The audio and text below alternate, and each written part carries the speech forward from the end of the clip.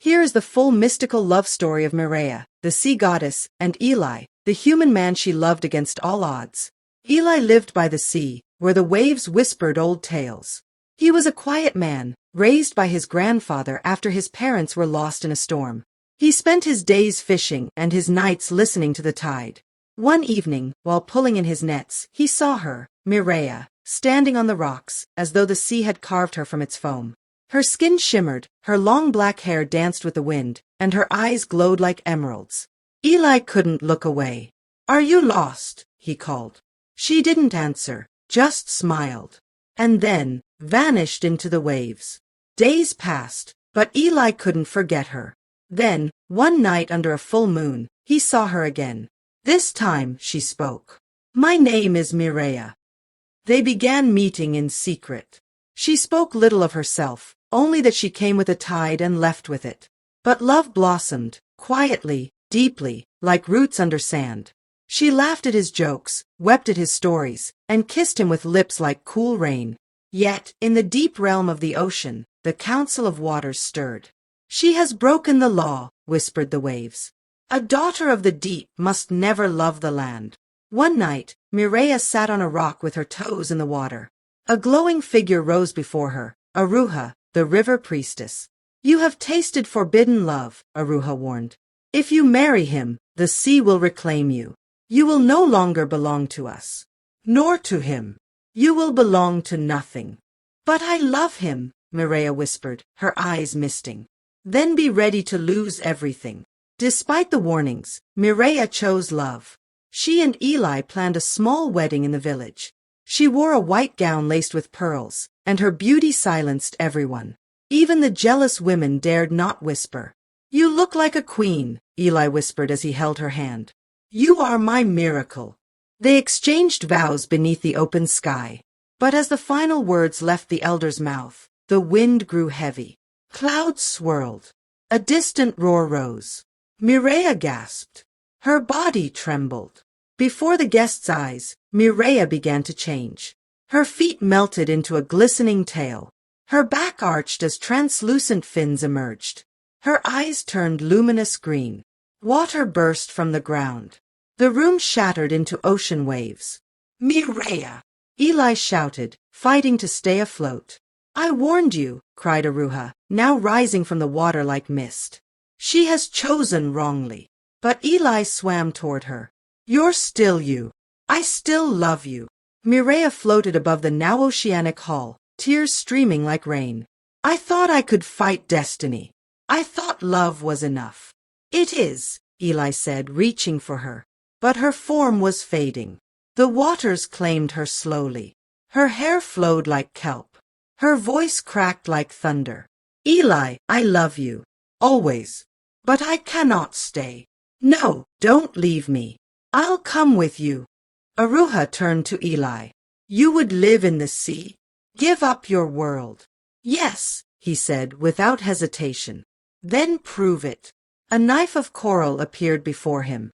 He had to mark his heart with it, a pledge to leave the land forever. Mireya shook her head. "No, I won't let you." Eli took the knife. She screamed, and time paused. Just before the blade touched his skin, the sea itself whispered. The waves pulled back. A great silence fell. Aruha looked up. "The sea has spoken. A compromise." Mireya would return once a year, on the day they wed.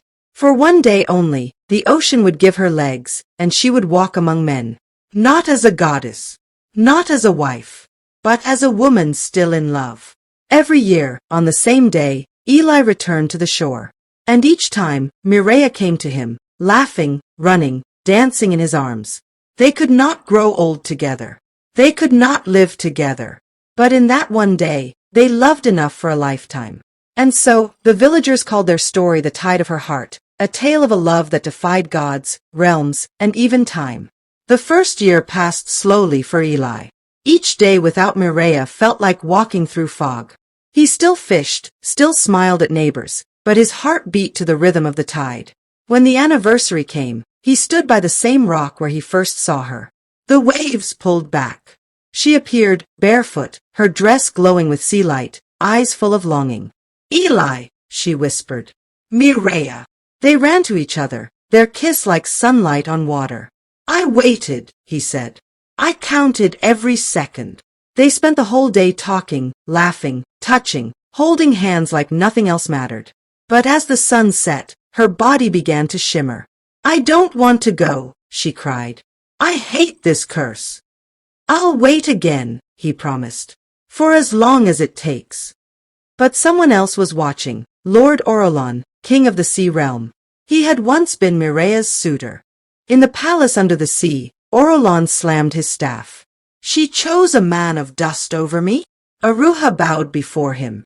She defied the law. But the sea showed mercy. Too much mercy, Orolon growled. If she cannot be mine, she should be no one's. He called on the storm serpents, ancient beings sleeping at the trench's bottom. Wake, and tear the surface apart. Let the waves rise. Let Eli drown. But, my lord, Aruha whispered, the sea itself granted her that one day each year. He turned to her, furious. Then I will end that day. The next year, as the anniversary neared, the weather changed. The clouds darkened days before Mireya's return. The sea turned restless, like something ancient stirred beneath. Eli stood on the shore, soaked and cold, waiting. Lightning cracked. Waves grew taller. Still, he waited. And then, the wind fell silent. Mireya rose from the water, bloody, battered, her gown torn. Orolon, she gasped. He tried to trap me. Eli caught her as she collapsed in his arms. Why? He cried. Because he wants to erase what we have. That day, they did not kiss or laugh. They hid in a cave near the cliffs as the storm howled outside. Mireya's glow faded. Her power weakened with every hour. I don't want to lose you, she whispered. He won't stop. Then we fight, Eli said. I'm not strong enough. Not alone, he said. But we're not alone. He carved a symbol from an old shell his grandfather gave him, a mark said to carry the blessing of Aloan, the first sea goddess who once loved a mortal, too. I don't know if it works, he said, pressing it to her chest. But the cave shook, and her eyes lit up with blue fire. Orolon rose from the ocean that night, towering and glowing like molten coral. Come back to me, Mireya, he thundered. No, she said, stepping forward, now shining with Aloan's light. Eli stood beside her. Orolon raised a wave higher than the cliffs. Mireya sang. Her voice, soaked in heartbreak and love, melted the wave. The wind froze. The sea turned calm. You don't own me, she cried. Love is not a crime. Aloan's voice echoed from the deep. Let the law be rewritten. Orolon vanished beneath the waves, defeated, ashamed. At dawn, Aruha returned. She bowed to Mireya and Eli. The sea has spoken again. The law is changed. What does it mean? Eli asked. Mireya turned to him, tears glistening. It means, I can stay. But, not forever. Not yet. But not just one day anymore. I can return every full moon. And maybe one day, if the sea allows, I can live beside you as both woman and goddess. They embraced, this time not in fear, but in hope. And from that day on, every full moon lit their cottage by the sea. Mireya walked through the village barefoot, feeling the earth beneath her feet as though for the first time. Children stared, whispering behind their mothers. Some bowed. Others ran, scared of the woman who had once turned into a sea goddess before their eyes. She's the one, they whispered. The sea bride. Eli held her hand proudly, ignoring the looks. She will get used to this world, he said. And they will get used to her. But Mireya was not used to the sun's weight on her skin, or the dryness in her throat when she stayed too long away from water. Some nights, she woke up gasping, hearing ocean songs in her dreams. On the next full moon, she returned to the sea and stayed for 3 days. When she came back, she was pale and silent. I can't be fully here, she whispered to Eli. And I can't be fully there either. I belong to neither world. Eli kissed her forehead. Then we make a world of our own, even if it's small. She smiled faintly. They built a small shrine behind the house, a circle of water, salt, and sea glass. Mireya used it to stay connected with her spirit. But each visit back to the sea drained her more. One day, Mireya fell ill. Eli rushed to her side. Her body shimmered uncontrollably. Her skin was warm, then cold. She spoke an ancient tongue in her sleep. Aruha appeared by the shore that night. "You are not sick," the river priestess said. "You are carrying a child." "A child?" Eli gasped. "Yes, a child of land and sea." Mireya's eyes widened in fear. "What will she be?" "Powerful," Aruha said, "but torn. If she is not protected, both realms may fight for her." 9 moons later, under the stars and a rising tide, Mireya gave birth to a girl, Naila. She had Eli's eyes and Mireya's hair, but when she cried, the winds shifted. The tide rose. Birds flew in circles. The ocean responded to her. "She is not just a child," Aruha whispered. "She is a bridge."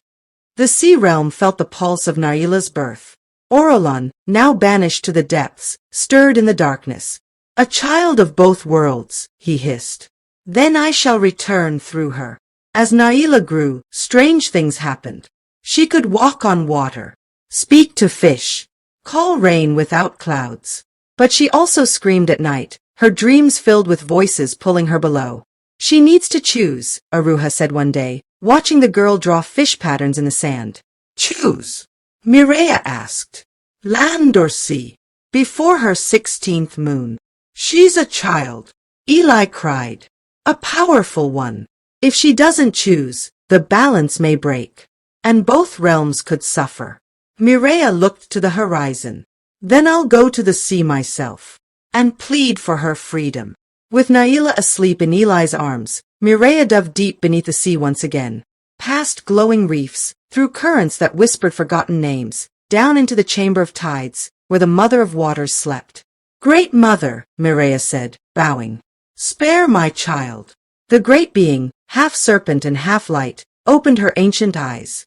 "Your daughter is the first of her kind. She cannot live without choosing. But, there is one path. A trial. If Naila survives, she will belong to both. And if she fails, she will belong to neither."